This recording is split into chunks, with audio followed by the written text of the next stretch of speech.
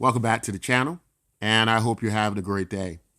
So, I want to talk a little bit about this Steem Tron situation a little bit more because it hasn't really de-escalated. I think it's pretty much a lot of the same issues uh, haven't been resolved since the very beginning.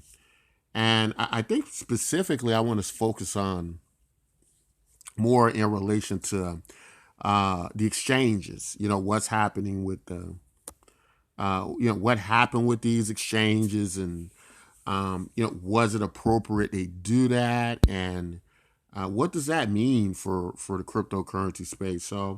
Um, so a lot of the Steam communities still haven't got past the situation with Justin Soon's want to take possession of what they call the Ninja Mine stake.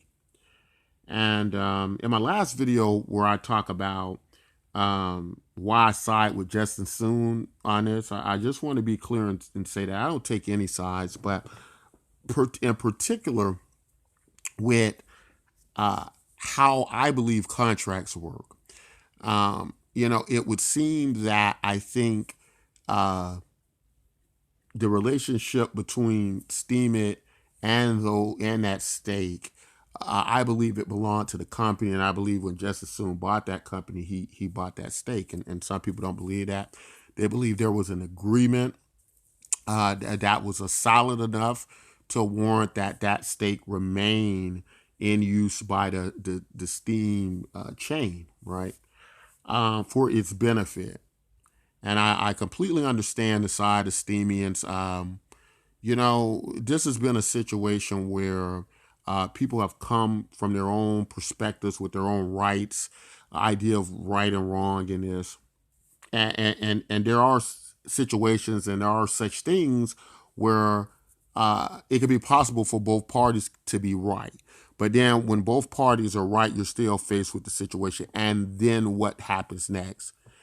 And in the ethical, in the moral business idea, where it is true that we have this distinction between morals and ethics and what is legal. In other words, there could be laws in place that aren't necessarily fair or ethical or even moral, but they exist anyway. We had laws through history that were not fair. We've had slavery. We've had laws that said women couldn't vote. We've had all these legalities that were the law, but weren't necessarily moral, ethical. But there are, because our morals and ethics are changing, they seemingly change in business and in our society as well as we go on. It can become difficult in some cases to hold to just a moral and ethical standard, especially in situations like this where both people can come out right and it can be nobody's fault, but you still have to rule in one way or the other. And then we tend to lean more to the legal standings of a situation. Now, the problem is there have been some people who've looked at what the Steam community is deeming to be a contract, and some believe it is, some believe it isn't. Uh, I heard this. I don't know if it's true or not. You have to do your own investigation to check this out, because I just heard this through a chat room. I heard that the former employee of Steemit, Andrarchy, right? He was a lawyer. He was an actual lawyer. And what I'm hearing is that he said something to the effect of the contract it didn't look like a contract, right? Now, the community can reach out to Andrarchy. This is something that has to be hearsay, or we have to go on. I didn't hear him say it, but I did hear what I would say to be some reputable people in the community saying that he reviewed uh, the information that was available, and that it did not look like a contract, right? If that's the case, then that would mean, I'm sorry, that uh, just as soon would have the legal standing in this, but maybe the Steam community still has a more ethical claim, right? But then that takes us back to what I just said previously. But this isn't what this conversation is really about. I just brought that up to try to help the Steam community understand that I am not unsympathetic to the message of the Steam community, and what they saw as what would be the appropriate right thing to do. I get it 100%. But what I really want to focus on is what happened with the exchanges, and obviously, or of course, if it is so that the stake was purchased from Steam with Justin Soon and it's all legally his, then it would have to be the case that what the exchanges did was wrong. At the very least, what the exchanges did was wrong. And I thought that, and I believe that, but unfortunately, that gets even a bit more messy, guys. Let me explain what I mean. So, where it is true that customers deposit funds into exchanges, the key word here is centralized exchanges, right? And one would presume, or one would then go on to look at that deposit, meaning that those are customer funds and they shouldn't be used in any way. Whereas that sounds true, it may or may not be true. So the problem is when you deposit money into an exchange, you have, in a sense, handed over your cryptocurrency to this exchange. Now, everything that happens on that exchange, how money is moved back and forth, is not that the actual cryptocurrency is moving from place to place. It is just sitting ownership of that exchange, right? They're holding that, and their obligation to you is to now trade that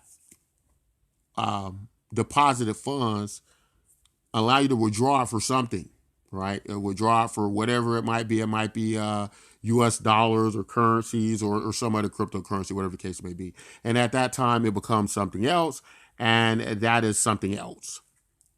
But it could very well be that centralized exchanges, similar to what we get in our banks, right? Because centralized exchanges seemingly have taken the place of banks, right? When we use a centralized exchange, it's nothing like cryptocurrency. We have to turn over documentation and identification. And there's an account set up, and there's rules to the accounts. And the customer funds are held in the fiduciary responsibility of that exchange now, but it is now transferred to them. And so I guess what I'm getting at is, much like a bank, when you deposit funds to a bank, what you get is you get something like what could be an agreement between you and that exchange that those funds are basically in their hands, and it could even go over to something else. Like it could be even to the effect of that exchange, that bank has the right to do many things with those funds, right? Just like in a traditional bank, when we turn over our funds, what they do with them, they go take them, they take that money out and they go loan it out. They do all these various things with it, right? And they manage the money and buy this or that. But then when they are doing that, you don't technically have access to your funds. They're gone. It is the deposit of others. This is what is on deposit with others. That isn't your actual money that is being utilized at that point in time. So then in that way, is it true that those customer funds are actually the funds of the exchange during that time? It could very well be. Could very well be. Now, of course, we know some exchanges have withdrawn, have started to basically power down, and they're not using the Steem to vote and things like that. And don't get me wrong, I'm absolutely not saying that this is ethical or should be ethical. It could be totally wrong, but I'm just presenting another look at this that may not be as cut and dry as we may have thought.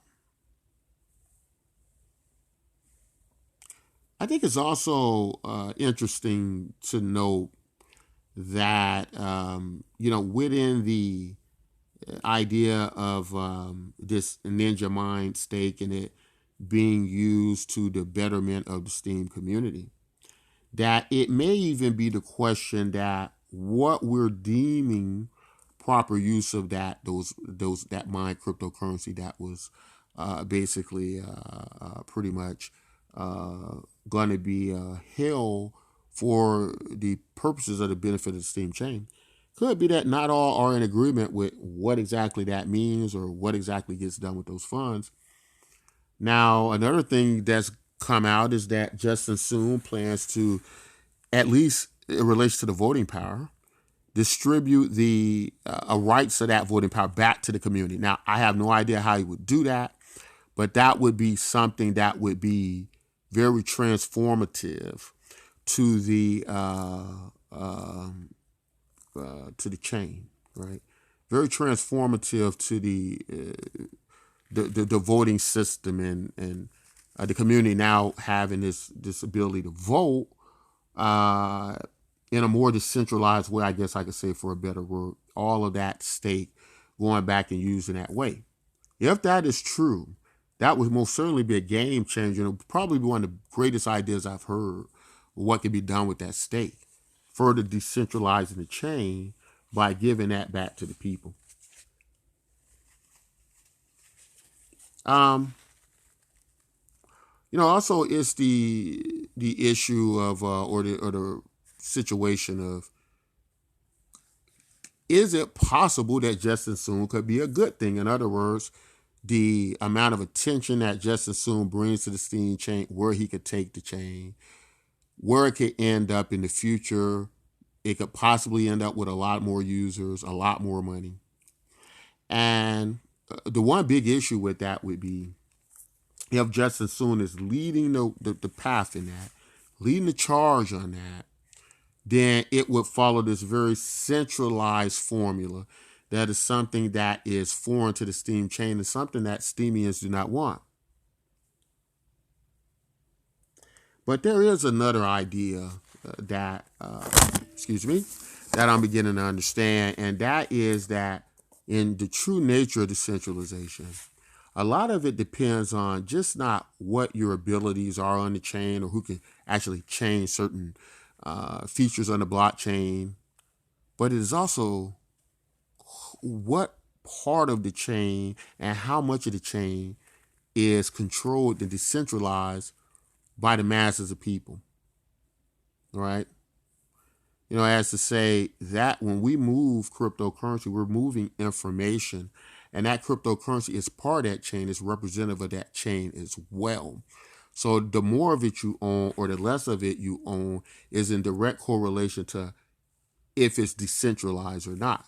In other words, it would be ridiculous if one guy owned 99.99% of all the cryptocurrencies of a chain, but he declared that chain was decentralized, right? It wouldn't make any sense. But that is what we're saying when we take out the idea of decentralization when it comes to the actual holdings of the cryptocurrency and the value, right? Which is why I want to lead you to the next part of this video to in a better understanding of that and giving us something to think about with the idea of decentralization and the future of the Steem chain. So a lot of it is also when we're looking at decentralization. It's not just the decentralization of the value of the network across the network, but also how our DPoS works in relation to the voting, right? And the part of voting, as we know, is stake weighted voting. So people who have the most money, they can have the most weighted votes, right? And with state weighted voting, it also keeps people from gaming the chain, right? Because you got to pay essentially for the votes. So this has spawned a lot of conversation about how to fix this. Like, is there a way we can have something like one Steem for one vote, right? Something like that. We've also experimented with tokens, like ideas like an NFAT token, right? Non-fungible tokens, meaning that could represent maybe one vote on the Steem chain, and you could purchase this vote, and so on and so forth. So everybody would be able to purchase this token and have one vote per account, something to that effect. Also, quite interesting with the exchanges have been that how they held the stake and was able to vote with the stake. If maybe there was some way you could use the exchanges to cast your votes, right, and it would be a more of a democratic system. And that way, it can also be one token, one account, and those accounts could be verified because they would be sitting on a centralized exchange, and not a situation where they could have multiple accounts that aren't basically KYC'd or identified or something to that effect. But of course, the problem with that would be then you would kind of be relying on off-chain parties to facilitate that. So it's a lot of things to work around with that. But getting back to just the idea of account-based voting, we recommend something like Bitcoin MYK. It's a project that I founded that's going into the Steem. I think of it more like an overlay on the Steem blockchain. And what it does is, because we're able to piggyback off of chains like Steem, we're able to facilitate and be incentivized to do so a system that allows, through our token that runs on the Steem chain, that facilitates basically each vote that's cast, you basically are receive the same amount, right, per post in our tokens, right? The token kind of does that. But in a similar way, this is something that could be covered not only with the fair distribution of Steem, that could indirectly lead to a more a fair situation, a more decentralized situation in the voting, and help to solve the voting issue overall. This, we believe, are steps that would allow us to do that. And it works quite simple. You're rewarded tokens in relation to your votes, to your posting, so on and so forth, right? And so that's how we solve that problem. And we believe it's a step in the right direction. We've always pushed for democratic voting, account-based voting, and it's been quite difficult because blockchains take a lot of resources to run. And if somebody could come in and game the system, they could pretty much just usurp all that value out of the chain. You can have hundreds of the same person under the same account, right? So you would have to have a side chains type situation, if for lack of a better word, where it could take a lot of those risks and create a more fair distribution system, and hopefully it lead to a more fair voting system for what the future of the chain comes to, whether that be directly or indirectly. So I think the good thing about all of this happening is it is going to allow us to address some of the shortcomings of DPoS, and in that way potentially get us on track to where we want to be. But you can join Bitcoin NYK today. It's absolutely free. You can start receiving your cryptocurrency free. Very reminiscent in some ways of what we're getting with EOS Voice. If you don't understand what happens on EOS Voice, you receive a fixed amount of tokens every day to have your fair representation on that chain. The big issue is that you have to KYC, and that's very unattractive, unappealing, grueling to people who are accustomed to a decentralized chain. But the Bitcoin MYK project is a very unique situation where, because it's piggybacking off of the Steem chain, it is able to take a lot more risk than normal. And so because of that, we think we can be flexible and do some things potentially that we have not seen before in these type situations. But join us today, start experimenting, play around with it, ask some questions, and it may help us to move closer to that solution. But that's all I want to say in this video. If you like content like this, don't forget to like, subscribe, hit the bell at the top of the YouTube video. It lets you know when all our latest new videos come out. Again, don't forget to check us out. Get your free cryptocurrency from us. If you have a problem getting it, contact us on this video. Contact us on our site platform. We will assist you as soon as we get that message and to get into your token so you can partake in some of the value of the Bitcoin NYK project as well. And until next time, as always, take care.